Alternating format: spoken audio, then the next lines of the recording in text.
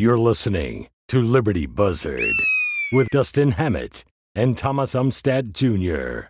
Episode 46. I'm Dustin Hammett. I'm Thomas Umstattd Jr. Welcome to Liberty Buzzard, the podcast for inquisitive minds. And today we're going to talk about immigration and birthright citizenship and talk a little bit of civics and talk about the Constitution. So for those of you who don't know, Donald Trump has decided to sign an executive order getting rid of birthright citizenship. So for those of you who don't know, birthright citizenship is where if you're born in the territory of the United States, you become a citizen of the United States automatically. There's not a two-tiered system or a three-tiered system like what they had in Rome, where you had patricians, you had plebs, you had uncitizens, and then you had slaves. We don't have that in the United States. We have citizens, and then we have visitors, and that's our legal system. Donald Trump doesn't like that idea, so he's wanting to sign an executive order getting rid of it. Dustin, your thoughts? So, this is a tough one. Is this a topic mainly about, immigration, and, the phrase anchor babies, which is when immigrants come here specifically to have their child. Now their child's an American citizen, and, and all the thorny issues that come with that. I don't know if we really want to go down that route right now. I think what we really want to do is discuss the constitutionality of what the president is trying to do. So basically, there is, I believe, that I read this morning, 60 years of precedent where regardless of who your parents are, if you're born on American soil, you are, by right, an American citizen. And this comes from the 14th Amendment. And Thomas, if you want to pull up the, while I'm bumping my gums here. Yeah, I have it. I have it right here. Do you have it? Go ahead and read it for us. So for those, just some real quick context, there's the Constitution, and then there are like bug patches that the Constitution has gotten from time to time. And those are called amendments. So the first 10 patches or first 10 amendments happened in the very first year. It's called the Bill of Rights, but there are additional amendments. The 14th Amendment is kind of long, that says all persons born or naturalized in the United States and subject to the jurisdiction thereof are citizens of the United States and of the state wherein they reside. No state shall make or enforce any law which shall abridge the privileges or immunities of citizens of the United States, nor shall any state deprive any person of life, liberty, or property without due process of law, or deny any person within its jurisdiction the equal protection of the laws. So you may be like, well, why is this amendment in the Constitution? And the answer is because we just fought a civil war over this very topic. So while Abraham Lincoln, during the Civil War, passed the Emancipation Proclamation freeing the enslaved people in the South.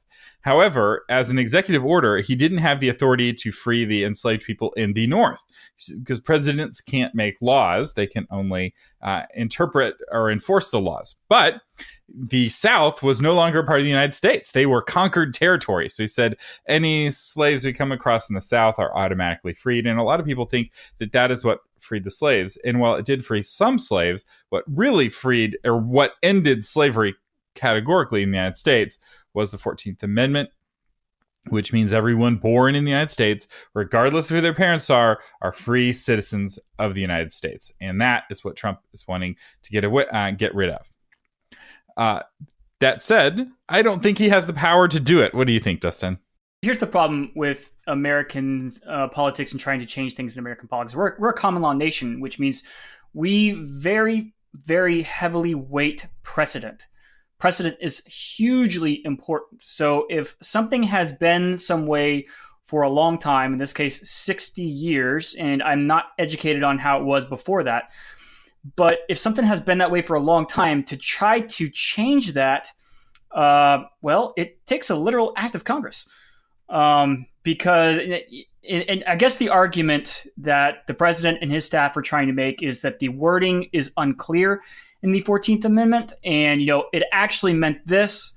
And I think they're going to make this executive order, and then they're going fully expecting it to take it to court and make an argument.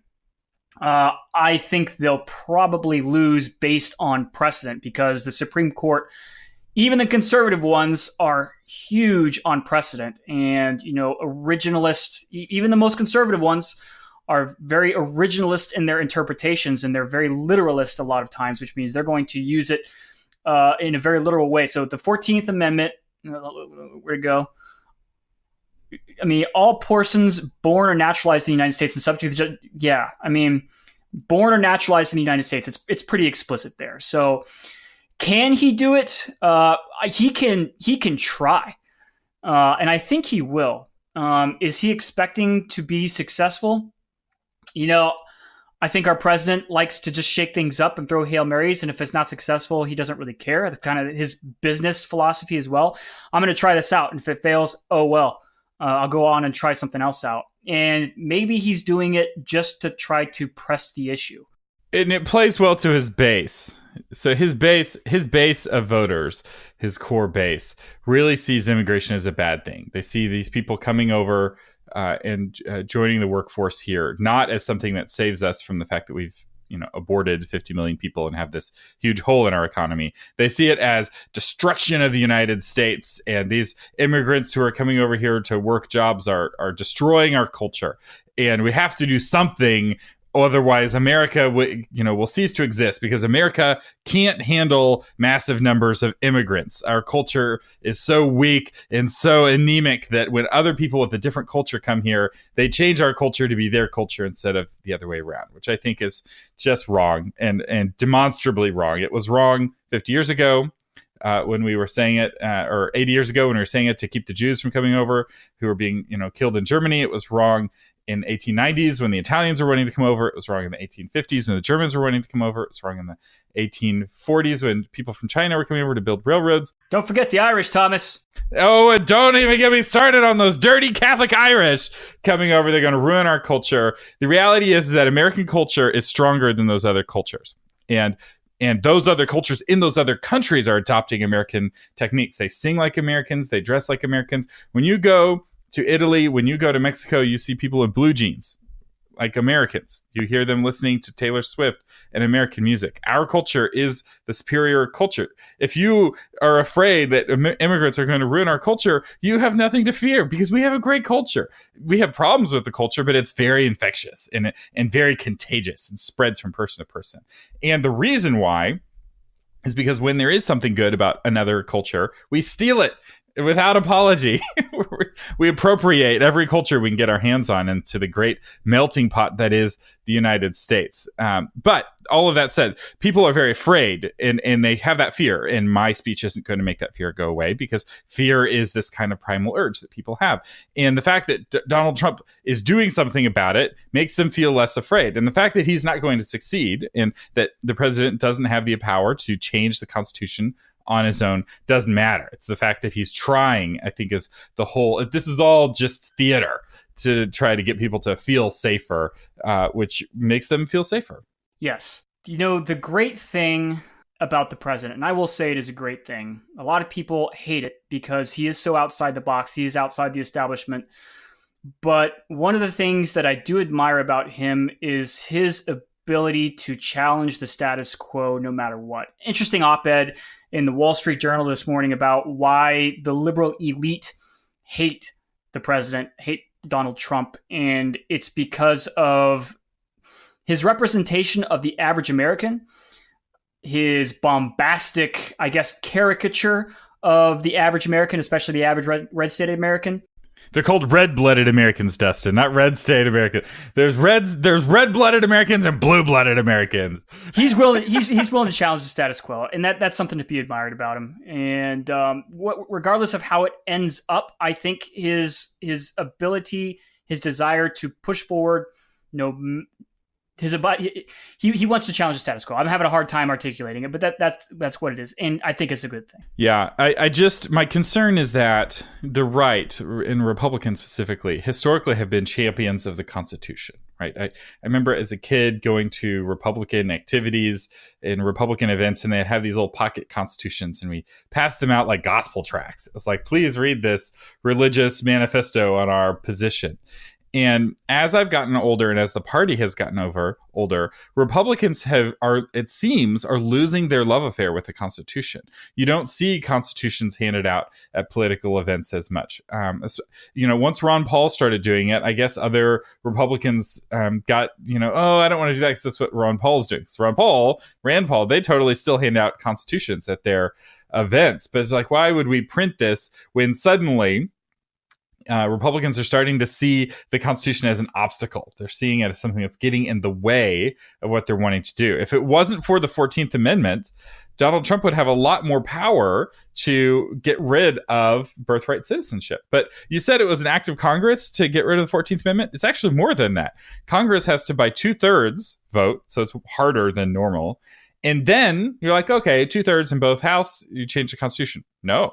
Then it has to go to the states, and 4/5 of each of the states have to vote to amend the Constitution. It is really hard. We have to pretty much agree as a country that this is a good idea to make a change to the Constitution. And I don't think there's that consensus right now. What do you think of the 14th Amendment and its literalist interpretation, all persons born or naturalized in the United States? I mean, what do you think about that policy? Do you have an opinion there? So this is a good question. Is it a good thing that the Constitution says? Like, sure, the Constitution says it, but is it right? And I actually agree that it's a good idea. And the reason I agree is because of Roman history. So if you look at Roman history of both the Republic and the Empire, half of their civil wars were because they had massive chunks of people who were not citizens and really should have been. So in the, I think it was around 100 BC, back in the Republic, in the heyday of the Republic, you had what were called the Latin allies. These were cities that were near Rome, and they were a part of the Roman Empire. They fought alongside Roman troops. Every time Rome went to war, these Latin allies went to war with Rome. They spoke the same language. They had the same culture. They worshiped the same gods. And these Latin allies were not considered citizens. And finally, there was this massive war that all it did at the end, and this is what was great. Both factions, both the populares and the patricians, saw bringing Latin allies and giving them citizenship as being a good thing.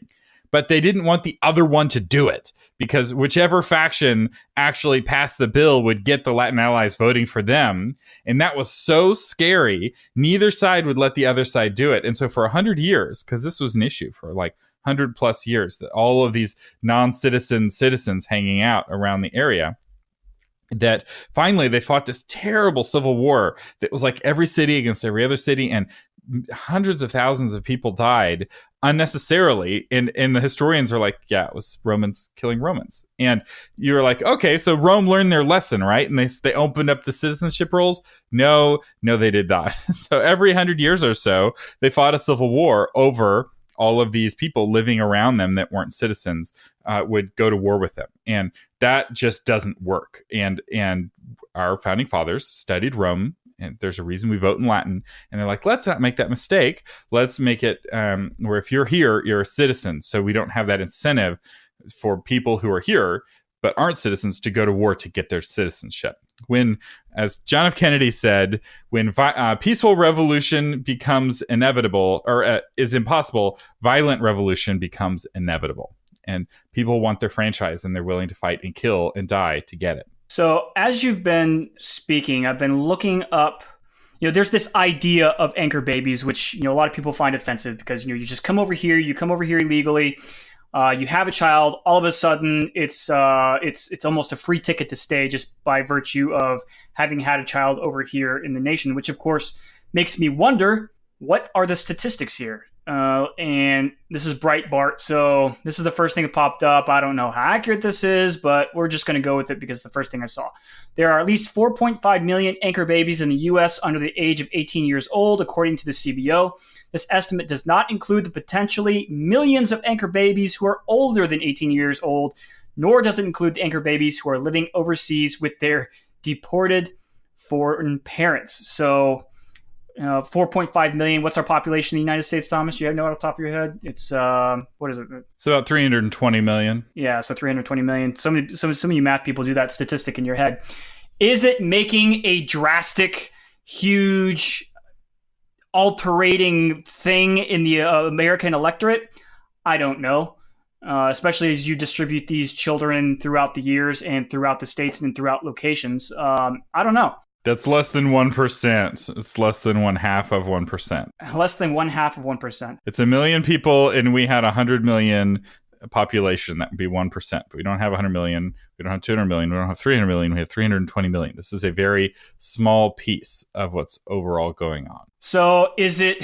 I guess it's just the principle of the thing then. Right. I mean, you already mentioned it. It's in an election year. Are we just throwing something out there to fire up our base? Maybe we are. I don't know. And this whole caravan issue is so, the timing of it is so perfect for it to make immigration an election issue, because the truth of the matter is that most people don't care about immigration very often. Like, it doesn't really affect your life. The fact that somewhere in the country somebody is working a job and they weren't born here, it's like, do you care? You know, the fact that you're in a business, and let's say the cook who's making your food was not a citizen. Does that matter? Like, does that affect the quality of the food, the taste of your food? If you find out, do you go to a different restaurant? Like, how often does this actually affect your day-to-day life, as opposed to other issues that have a much bigger impact, like how much you pay in taxes and whether you can drink the water? And so I can hear some people saying, oh, well, immigrants don't pay taxes. They don't? Which taxes exactly do they not pay? Do they pay property taxes? Yeah, if they live here, they pay rent. That rent, it goes to the landlord who pays the property taxes. Do they pay sales taxes? Yes, they pay sales taxes. Do they pay Social Security taxes? Yes, often they make up a Social Security number and randomly deposit money into somebody else's Social Security account, where they pay the Social Security taxes without getting the Social Security benefits. So from a state level, there's almost no tax I can think of in Texas that immigrants don't pay. In fact, they often pay it without getting all of the benefits from it. And so there's this idea of like, oh, well, they're getting, welfare or these other things. Maybe they're getting some, they're also paying for it. And those are often problems with the welfare system, not actually a problem with immigration. A lot of people blame the problems of our welfare system on these immigrants, when really we need to just fix the welfare system and make it more fair and make it more rational. So I just am not threatened by immigrants. I see these as good conservative Christian Catholic people coming over here who want to work hard. And I don't see that as a problem. And we need more hardworking people. And businesses are more likely to be started by immigrants and children of immigrants. The longer your family has been here, the less entrepreneurial you are and the more entitled you become.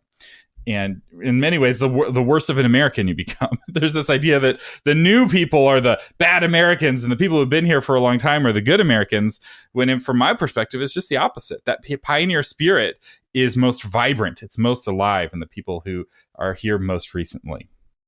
I think hating on immigrants, yeah, right. I think hating on immigrants is just an American tradition. I mean, you've seen the movie Gangs of New York. Now that's based on reality. It's fiction, yeah, but it's based on reality. The people who are in a spot when they feel overwhelmed, when they feel like their jobs, they feel in competition with people who are coming over, naturally they're going to direct their hate at the people who they're competing with. That's just the nature of competition. And whether it's Irish, whether it's Germans, whether it's Chinese, there's always been that problem in the American culture. So I'm not surprised. Interesting thing about immigration and the cutting off of the spigot of immigration here in Texas in the construction industry. Let me tell you, labor in the construction industry has been incredibly hard to find, which increases the cost of labor, which increases the cost of housing. And everybody knows right now, especially in Austin, Texas, the cost of housing is through the roof. Is it just because of labor? No, but it's a big contributing factor, because anybody who has broken down the cost of a house, that labor, not materials, labor is the biggest cost in actually constructing a house in most cases. So yeah, I mean, whether it's building our streets or building our houses or just building, it's absolutely incredible how much basic labor immigrants fulfill. And when you cut that off, things are going to start getting really expensive real fast. So I want to talk in purely economic terms, which is likely going to offend everyone I haven't offended yet. But from an economic perspective and from a national perspective, children are useless. In fact, they're worse than useless. They're super expensive. So for 18 years, society invests massive amounts of money. We're talking like hundreds of thousands of dollars per child in education, in healthcare, in time of the parents. Like economically, generating a citizen is incredibly expensive. Doesn't mean it's not important. I have a baby. Children are great, but they are not like financial. Thomas, are you mad at your baby right now? I am totally getting at least 3 hours of sleep every night. And it's having no impact on my judgment making, whatsoever. So it's not like in the olden days when you'd have a farm and it's like, man, have as many babies as you possibly can. Children are like free labor. You know, you have them milk the cows and whatnot. It's not how it is nowadays.